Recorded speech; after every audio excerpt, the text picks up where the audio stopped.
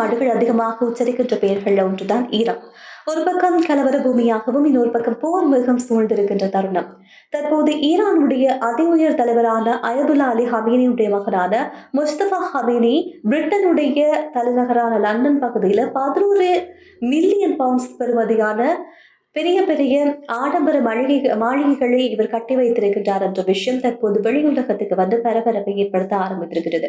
வடக்கு லண்டன்ல உயர் வர்த்தகர்கள் மட்டும் வாழக்கூடிய பகுதியான இந்த ஹாம்ஸ்டன் பகுதியில தான் இவருக்கு மட்டும் 11 ஆடம்பர மாளிகை இருப்பது வெளியுலகத்துக்கு வந்திருக்கிறது. இவருடைய சொந்த பெயரை பயன்படுத்தாமல் வழக்கம் போல பல பினாமிகளுடைய பெயர்ல பினாமி நிறுவனங்களுடைய பெயர்ல இவர் சொத்துக்களை சேர்த்து வந்து கொண்டிருக்கிறார்.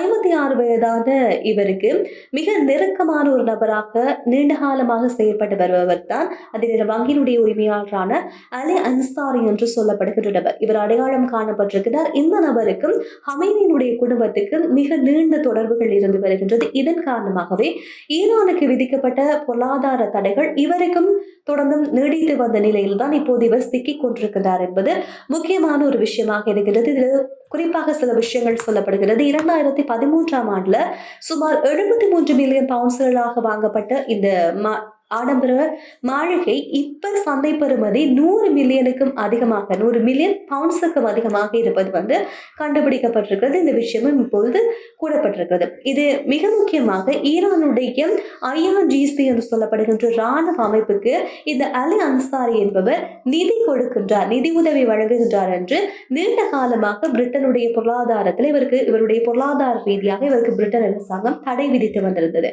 இந்த நிலையில மேற்கொள்ளப்படுகின்ற விசாரணைகள் அடிப்படையில் தான் இவர்கிட்ட ஹமீனியுடைய மகனுக்கு சொந்தமான சொத்துக்கள் அதனுடைய பினாமியாக இவர் செயல்பட்டு வந்திருக்கின்ற விதம் வந்து தெரிய வந்திருக்கிறது. அது குறிப்பாக ஹமீனியுடைய குடும்பத்துடனுடைய தொடர்புடைய ஒரு ஊடக நிறுவனம் வைத்திருந்த தகவலுக்கு இணங்கதான் இப்படியான சொத்து விவரங்கள் இப்போது வெளியுலகத்துக்கு வெளிச்சத்துக்கு வந்திருக்கிறது. இதுல இன்னொரு கவலையான ஒரு விஷயம் தான், ஈரான்ல கலவரம் நடக்கிறதுக்கு முக்கியமான காரணம் அந்த மக்கள் பொருளாதார ரீதியாக மோசமான கட்டங்களை மோசமான சிக்கல்களை அவர்கள் எதிர்கொண்டு வருகின்றார்கள்.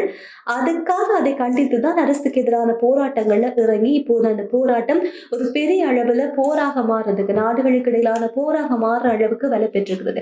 இந்த நிலையில அந்த ஆட்சியாளர்கள் பினாமிகளை பயன்படுத்தி அவர்களுக்கு தனிப்பட்ட சொத்துக்களை சேர்த்து வருகின்ற இந்த விஷயம் எல்லாம் எந்த அளவுக்கு நல்லதாக இருக்கும், அதே நேரத்தில் எந்த அளவுக்கு அங்கு வாழக்கூடிய ஈரானியர்களை இன்னும் அதிகமாக கோபத்துக்கு உள்ளாக்கும் என்பதுதான் யோசிக்க வேண்டிய ஒரு விஷயம். ஆனால் இருந்தாலும் இது தொடர்பான மேலதிக விசாரணைகள் என்பது மேற்கொள்ளப்பட வருகின்றது. இதுல முக்கியமான விஷயம், எந்த நேரத்திலும் ஈரான்ல என்ன வேண்டுமானாலும் நடக்கலாம் என்ற ஒரு சூழ்நிலை நிலவி வருகின்ற நேரம் இப்போது இவர்களுடைய சொத்து விவரங்கள் வெளியில வந்திருக்கின்ற விஷயம் பெரிய விவாதத்தை இப்போது கிளப்பி இருக்கின்றது.